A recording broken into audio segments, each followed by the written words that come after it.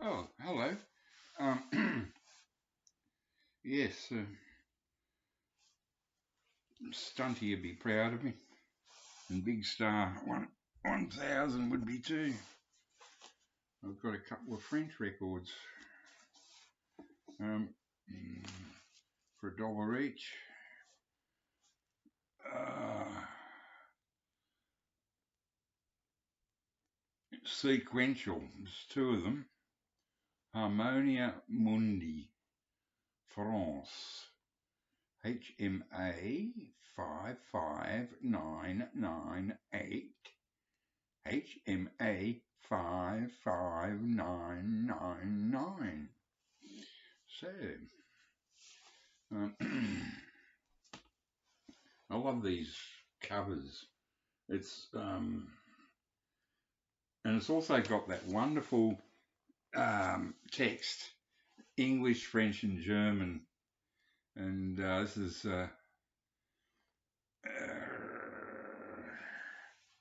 very tiny print, but with my old eyes, it's too hard to read. But that's one.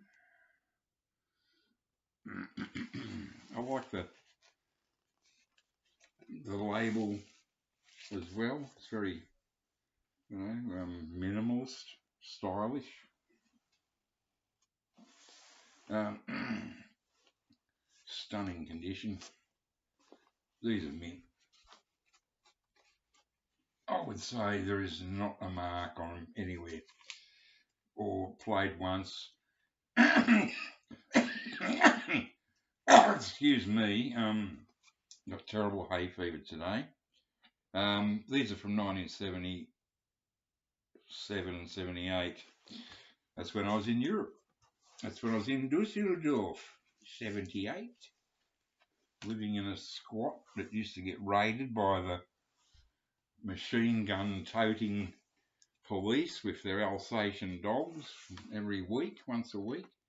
I was there during the Baader Meinhof scare, and I was interrogated at the airport, and I arrived from London into Dusseldorf, and I don't know why. Oh, I know what happened.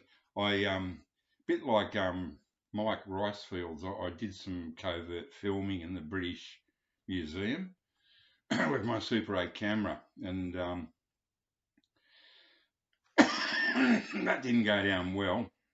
But when I got to Heathrow to go over to Dusseldorf, there was this horrible little pommy bastard, looked like a rat, one of those weasel rat-faced pommies that underfed, from peasant stock sort of thing.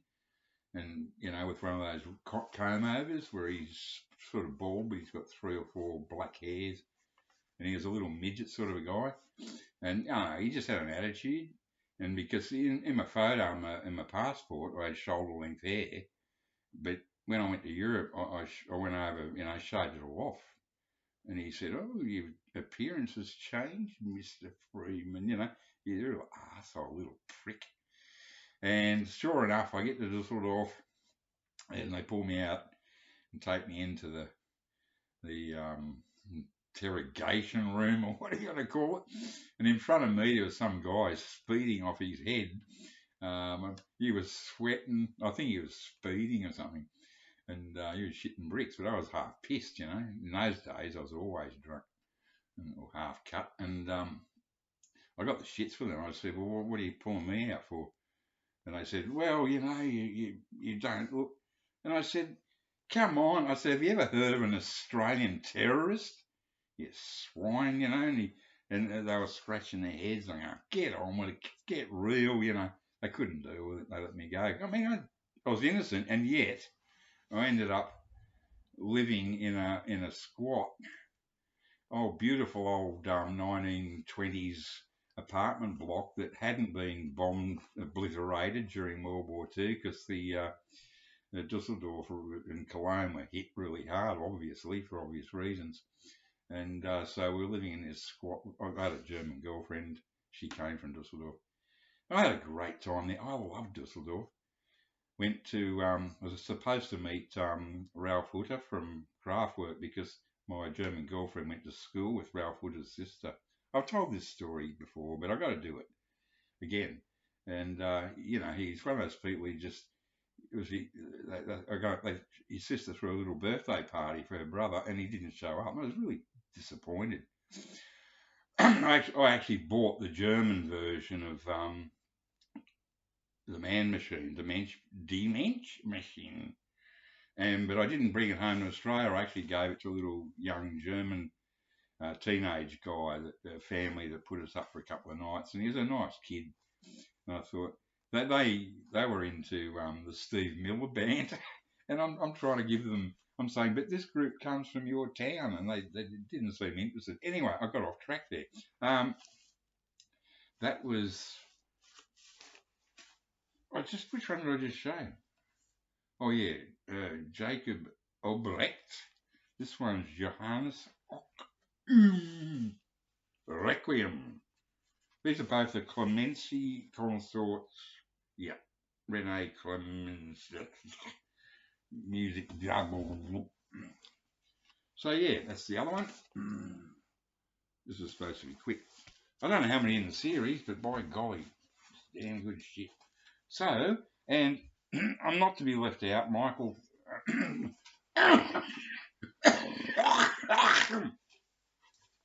Michael 45 RPM audiophile has got all these new shelving for all these records, and now Nadine from Soul Disco channel has got her brand new